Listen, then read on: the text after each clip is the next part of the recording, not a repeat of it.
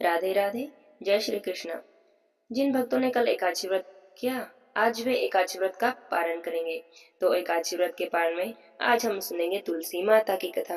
बोलिए तुलसी माता की जय हो, विष्णु भगवान की जय हो। पुरानी कथा के अनुसार प्रजापति महर्षि कश्यप की बहुत सारी पत्नियां थी। उनमें से एक का नाम मनु था। मनु की संतानें दानव दनु था। दनु की संतानें दानव कहलाई। दनु के बड़े पुत्र का नाम ददम था। बहुत ही धार्मिक प्रवृत्ति का था और दानवों की भांति उसमें ना तो कोई ईर्ष्या थी और ना ही देवताओं से द्वेष की भावना थी। वह विष्णु का बहुत बड़ा भक्त था और उन्हीं की आराधना करता था। बस उसे एक ही चिंता सताती रहती थी कि कोई उसका पुत्र नहीं था। उसने आचार्य शुक्राचार्य जी को आचार्य बनाया और उनसे श्री कृष्ण मंत्र की दीक्षा ली। दम ने दीक्षा पाकर उस कार में में अनुष्ठान किया। जब उसका अनुष्ठान सफल हुआ तब उसके अनुष्ठान से प्रसन्न होकर भगवान विष्णु प्रकट हो गए और कहने लगे कि मैं तुम्हारी तपस्या से बहुत प्रसन्न हूँ और मैं तुम्हें कोई मनवांछित वरदान देना चाहता हूँ। तुम मुझसे अपने मन की इच्छा के अनुसार कोई भी वरदान मांग सकते हो। तब दम ने कहा, हे भगवान, यदि आप मेरी तपस्या से प्रसन्न हैं तो मुझे ऐसा पुत्र दें जो आपका भक्त हो और त्रिलोक विजयी हो, जिसे देवता भी युद्ध में न जीत सके। तब भगवान विष्णु ने तथास्तु कहा और वहां से अंतर्ध्यान हो गए। दम प्रसन्न मन से अपने घर लौट आया। गोलोक में श्री राधा ने श्री कृष्ण जी के पार्षद श्री दामा को असुर होने का श्राप दिया था। श्राप मिलते ही वही दम की पत्नी के गर्भ में आया। जन्म होने के बाद दम ने उसे अपने पुत्र का नाम शंखचूड़ रखा। जब वह कुछ बड़ा हुआ तो दम ने उसे मुनि जैन जी की देखरेख में रख दिया। मुनि ने उसे शिक्षा दीक्षा दी और अपनी कुमारावस्था में ही शंखचूड़ पुष्कर में गया और उस महान धार्मिक तपस्थली में ध्यान मगन होकर वर्षों तक ब्रह्मा जी की तपस्या करता रहा। उसकी घोर तपस्या से प्रसन्न होकर ब्रह्मा जी वहां प्रकट हुए और कहने लगे कि मैं तुम्हारी तपस्या से प्रसन्न हूँ, मुझसे वर मांगो। तब उसने कहा, हे पितामह, मुझे ऐसा वरदान दीजिए कि मुझे देवता भी पराजित न कर सके। तब ब्रह्मा जी ने उसे ऐसा ही वरदान दिया और श्री कृष्ण कवच प्रदान करते हुए उसे आदेश दिया, हे शंखचूड़, तुम बद्रिका आश्रम में चले जाओ। वहां पर तुम्हारे भाग्य का स्थिर तारा उदय होने की प्रतीक्षा कर रहा है। ब्रह्मा जी के आदेश पर शंखचूड़ बद्रिका आश्रम में गया। वहां पर उसने देखा कि महाराज धर्मध्वज की पुत्री तुलसी तपस्या कर रही थी। दोनों का आपस में परिचय हुआ और ब्रह्मा जी की इच्छा से दोनों का विवाह हो गया। अपनी पत्नी को लेकर शंखचूड़ पुनः दैत्यपुरी में लौट आया। शुक्राचार्य जी ने उसे दानवों का अधिपति बना दिया। सिंहासन पर बैठते ही उसने अपना साम्राज्य बढ़ाने के लिए देवलोक पर चढ़ाई कर दी। ब्रह्मा जी के वरदान के कारण वह अजय हो चुका था, इसलिए देवताओं को हराने में उसे कोई भी कठिनाई नहीं हुई। उसने अमरावती पर कब्जा कर लिया और इंद्र अमरावती को छोड़कर भाग निकले। देवता उसके डर से गंधरा में जा छुपे। शंखचूड़ अब तीनों लोकों का शासक हो गया था। सब लोगों का पालन कार्य उसने खुद ही संभाल लिया था। उसने अपनी प्रजा की भलाई के लिए बहुत से काम किए। प्रजा उससे बड़ी प्रसन्न थी। चारों ओर सुख और शांति थी। क्योंकि शंखचूड़ कृष्ण भक्त था, अतः उसकी प्रजा भी भगवान कृष्ण पर पूरी आस्था रखने लगी। उसके राज्य से अधर्म का तो जैसे नाश ही हो गया। प्रजा इंद्र और देवताओं को भूलने लगी थी। इससे देवताओं को बड़ी चिंता हुई। तब इंद्र पितामह ब्रह्मा जी के पास गए और बोले, हे पितामह, आपने शंखचूड़ को अभय होने का वरदान देकर उसे निरंकुश बना दिया है। वह अमरावती पर कब्जा जमाए बैठा है। सभी देवता थर थर कांप रहे हैं और ठोकरे खा रहे हैं। अब बताइए हम क्या करें। तब पितामह ने कहा, हे देवेंद्र, शंखचूड़ धार्मिक रीति से अपना शासन चला रहा है। प्रजा उससे प्रसन्न है। उसके राज्य में सभी सुखी हैं और संपन्न हैं। उन्हें हमसे कोई शिकायत नहीं। इंद्र बोले, यह सब तो ठीक है पितामह, लेकिन क्या हम यूं ही भटकते रहेंगे? आखिर अमरावती देवताओं का भाग है। तब पितामह बोले, अवश्य है, किंतु शंखचूड़ ने तुम्हें युद्ध में पराजित करके उसे प्राप्त किया है। तुम्हारी प्रजा को कोई भी कष्ट नहीं पहुंचाया, बस सिंहासन का फेरबदल हुआ है। इंद्र ने कहा, पितामह, हम आपकी संतानें हैं। क्या आप चाहते हैं कि आपकी संतान यूं ही भटकती रहे? कुछ तो उपाय करें। तब पिता बोले कि मैं इसमें कुछ नहीं कर सकता। देवेंद्र जब तक शंखचूड़ के भाग्य में अमरावती का ऐश्वर्य भोगना है वह भोगेगा। अब तुम भगवान विष्णु के पास जाओ, वही कोई उपाय बताएंगे। वहां से निराश होकर देवराज इंद्र विष्णु जी के पास गए और उनकी बड़ी स्तुति की और कहा, हे भगवान, यह देवता इस समय भारी संकट में है। ब्रह्मा जी ने भी असमर्थता जाहिर कर दी और मुझे आपके पास भेज दिया है। हे प्रभु, कुछ कीजिए, अन्यथा संपूर्ण जाति नष्ट हो जाएगी। देवराज इंद्र की बातें सुनकर भगवान विष्णु ने कहा कि शंखचूड़ की मृत्यु भगवान शिव के त्रिशूल से निर्धारित है। यह जानकर सभी देवता भगवान शिव के पास गए और देवताओं की बात सुनकर भगवान शिव ने चित्ररथ नाम के एक कण को अपना दूत बनाया और शंखचूड़ के पास भेज दिया। चित्ररथ ने शंखचूड़ को समझाया कि देवताओं को उनका राज्य लौटा दे, लेकिन शंखचूड़ ने कहा कि अगर महादेव मुझसे युद्ध करना चाहते हैं तो मैं युद्ध करने के लिए तैयार हूँ, पर मैं देवताओं का राज्य नहीं लौटाऊंगा। अब भगवान शिव को इस बात का पता चला तो युद्ध के लिए अपनी सेना लेकर निकल पड़े। शंखचूड़ भी युद्ध के लिए तैयार होकर रणभूमि में आ गया। देखते ही देखते दानवों और देवताओं में घमासान युद्ध होने लगा। वरदान के कारण शंखचूड़ को देवता हरा नहीं सकते थे। शंखचूड़ के साथ भगवान शिव हजारों साल तक युद्ध करते रहे। अंत में भगवान शिव ने शंखचूड़ का वध करने के लिए जैसे अपना त्रिशूल उठाया, तभी आकाशवाणी हुई कि शंखचूड़ के हाथ में श्री हरि का कवच है, इसकी पत्नी का अस्तित्व अखंडित है, तब तक इसका वध संभव नहीं। ऐसी आकाशवाणी सुनकर विष्णु भगवान एक ब्राह्मण का रूप धारण कर शंखचूड़ के पास गए और उसे श्री हरि कवच दान भी मांग लिया। शंखचूड़ ने वह कवच बिना किसी संकोच के दान कर दिया। इसके बाद भगवान विष्णु शंखचूड़ का ही रूप बनाकर उसकी पत्नी तुलसी के पास गए और वहां जाकर शंखचूड़ रूपी भगवान विष्णु ने तुलसी के महल के द्वार पर जाकर अपने विजय होने की सूचना दी। यह बात सुनकर तुलसी बहुत प्रसन्न हुई और पति रूप में आए भगवान का पूजन करने लगी और उन्हीं के साथ रमन करने लगी। तुलसी का अस्तित्व भंग होते ही भगवान शिव ने त्रिशूल से युद्ध में शंखचूड़ का वध कर दिया। कुछ समय बाद जब तुलसी को ज्ञात हुआ कि मेरे स्वामी नहीं है, तब भगवान अपने मूल स्वरूप में आ गए। अपने साथ छल हुआ जानकर शंखचूड़ की पत्नी रोने लगी और उसने कहा कि आज आपने छल से मेरा धर्म नष्ट किया है और मेरे स्वामी को मार दिया है। आप अवश्य ही पाषाण हृदय हैं, अतः आप मेरे श्राप से पाषाण यानी पत्थर होकर पृथ्वी पर रहें। तब भगवान विष्णु ने देवी तुलसी के श्राप को स्वीकार किया और कहा, देवी तुम मेरी ही प्राप्ति के लिए इतने सालों तक तपस्या कर रही थी, अब तुम इस शरीर को त्याग करके दिव्य देह धारण करके मेरे साथ आनंद से रहो। तुम्हारा यह शरीर नदी के रूप में बदल कर गंडकी नदी नामक नदी के रूप में प्रसिद्ध होगा। तुम पुष्पों में श्रेष्ठ तुलसी का वृक्ष बन जाओगी और सदा ही मेरे साथ रहोगी। तुम्हारे श्राप को सत्य करने के लिए मैं शालिग्राम बनकर रहूंगा। गंडक नदी के तट पर मेरा वास होगा। नदी में रहने वाले करोड़ों कीड़े अपने तीखे दांतों से काट काट कर उस पाषाण के चक्कर में मेरे चक्कर का चिन्ह बनाएंगे। हे देवी, धर्मालु जन तुलसी के पौधे पर और शालिग्राम शिला का विवाह करेंगे, पुण्य अर्जित करेंगे।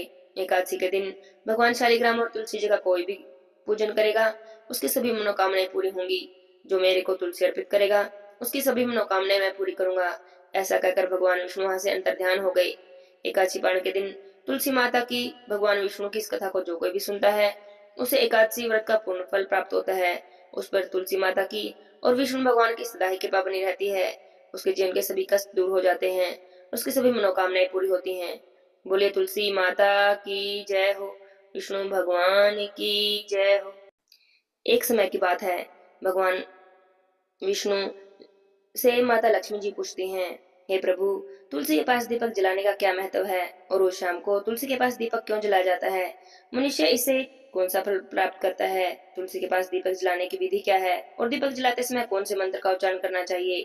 सारी बातें कृपा करके मुझे विस्तार से बताइए।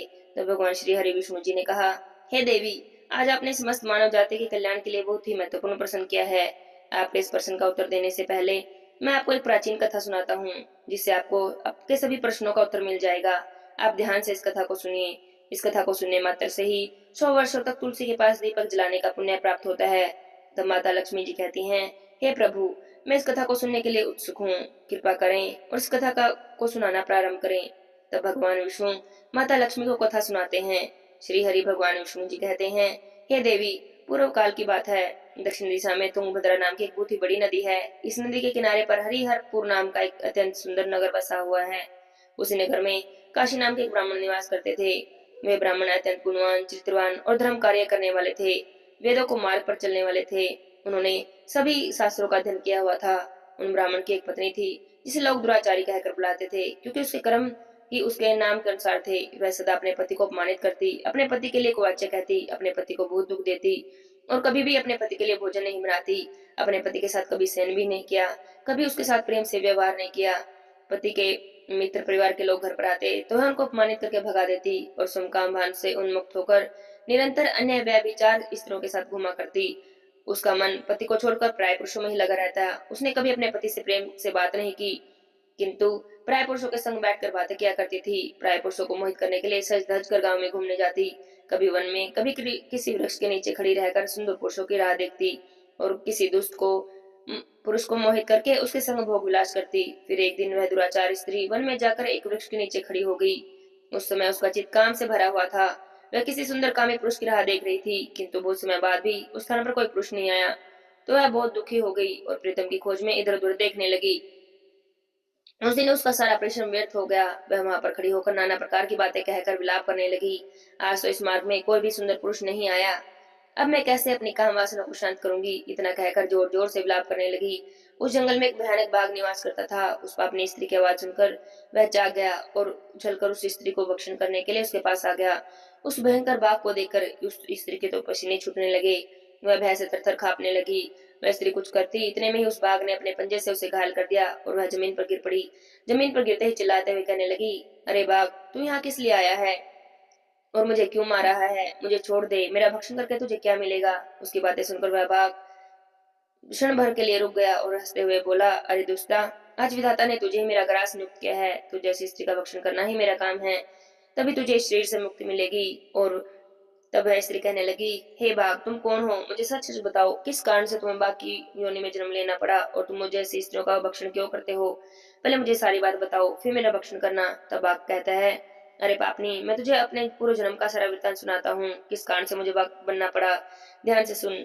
पूर्व काल में दक्षिण देश में एक नदी थी। उस नदी के तट पर एक नगर बसा हुआ था। उस नगर में मैं निवास करता था। मैं एक ब्राह्मण का पुत्र था और नदी के किनारे बैठकर यज्ञ आदि कार्य करता था। मैंने उस जन्म में अनेक पापियों के लिए यज्ञ किए और पापियों के घर का भोजन किया। मैंने धन के लोभ से अनेक पापियों के लिए कार्य किया। जिन वस्तुओं का दान ब्राह्मणों को नहीं लेना चाहिए, उन वस्तुओं का दान भी मैंने ग्रहण किया और दूसरों से धन लेता था, लेकिन कभी वापस नहीं करता। इस प्रकार पाप करते करते मुझे बहुत साल बीत गए और मैं वृद्ध हो गया। मेरे बाल सफेद हो गए, मुंह के सारे दांत भी गिर गए, लेकिन फिर भी मेरे दान लेने की आदत नहीं छूटी और मैं पाप करता ही चला गया। एक दिन धन के लोभ से नदी किनारे गया और अन्य धूर्त ब्राह्मणों के साथ मिलकर हमने लोगों को वहां पर ठगा। झूठे मंत्र वचन बोलकर हमने बिना विधि विधान के ही देवी देवताओं का पूजन किया और बहुत सारा धन दान में ले लिया। फिर उसी स्थान पर एक बीमार कुत्ते ने मेरे पैर में काट लिया और मूर्छित होकर मैं गिर पड़ा। उसी क्षण मेरे प्राण चले गए। फिर यम के दूत उस स्थान पर प्रकट हुए और मुझे पकड़कर यमपुरी में ले गए। वहां पर यमराज ने चित्रगुप्त से मेरे कर्मों का लेखा जोखा निकालने के लिए कहा। फिर चित्रगुप्त कहने लगे, हे धर्मराज, इस ब्राह्मण ने तो घोर पाप किए हैं। इसने दूसरों से झूठ कहकर धन लूटा है, विधि विधान से पूजा न करके झूठे मंत्र बोलकर भगवान का अपमान किया है, इसलिए यह पापी ब्राह्मण केवल नरक जाने के योग्य है। फिर धर्मराज ने अपने दूतों को आदेश देकर मुझे नरक की अग्नि में डाल दिया और कई वर्षों तक सजा भोगने के बाद मुझे बाघ का यह शरीर प्राप्त हुआ और मैं इस दुर्गम वन में निवास करने लगा। मैं अपने पूर्व जन्म के पापों को याद करके कभी महात्मा, कभी साधु पुरुष और कभी भी सती स्त्रियों का भक्षण नहीं करता। मैं केवल पापी, दुराचारी और उल्टा स्त्रियों का ही भक्षण करता हूँ, ताकि मुझे अपने पापों से मुक्ति मिल जाए। फिर वह भाग उसी स्त्री से कहने लगा, हे पापनी, तेरे आचरण से तो तू उल्टा दिखाई देती है।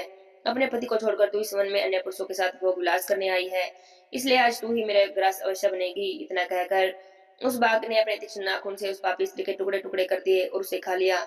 फिर उस स्थान पर यम के दूत प्रकट हुए और उस पापनी स्त्री को उठाकर यमपुरी में ले गए।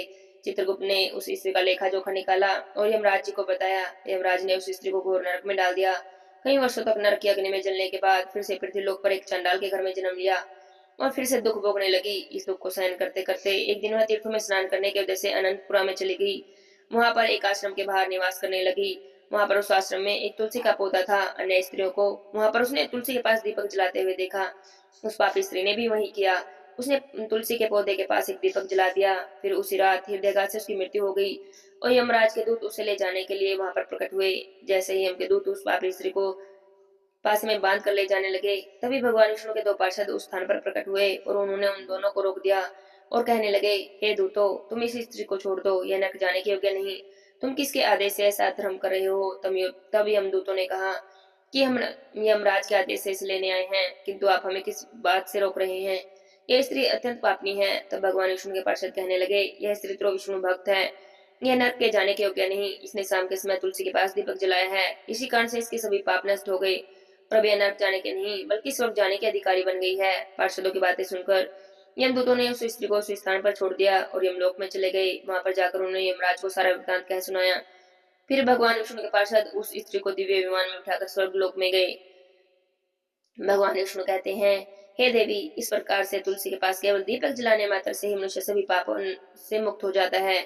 जो भी स्त्री नित्य प्रतिदिन तुलसी जी के पास दीपक जलाती है, वह सौभाग्यशालिनी बनती है। उसके पूर्व जन्म के सभी पाप नष्ट हो जाते हैं और उसे सुख समृद्धि की प्राप्ति होती है। भगवान विष्णु कहते हैं, हे देवी, मुझे मोती मानिक रतन कुछ भी अर्पित कर दो, लेकिन मुझे उतनी प्रसन्नता नहीं होती जितनी कि मनुष्य के द्वारा एक तुलसी का पत्ता अर्पण करने से प्राप्त होती है। 1 लाख गोदान से मनुष्य को जो फल प्राप्त होता है, वही फल तुलसी के पत्थर के दान से प्राप्त हो जाता है। मृत्यु के समय भी जो मनुष्य अपने मुख में तुलसी पत्र का जल पा लेता है, वह भगवान विष्णु के धाम में जाता है। भगवान विष्णु कहते हैं, हे देवी, जिस प्रकार देवी लक्ष्मी से वैकुंठ को ऐश्वर्य की प्राप्ति होती है, उसी प्रकार वैकुंठ में तुलसी देवी के कारण पवित्रता होती है। पृथ्वीलोक में जिस स्थान पर भी तुलसी का पौधा होता है उस स्थान पर कभी भी कोई बुराई का वास नहीं होता।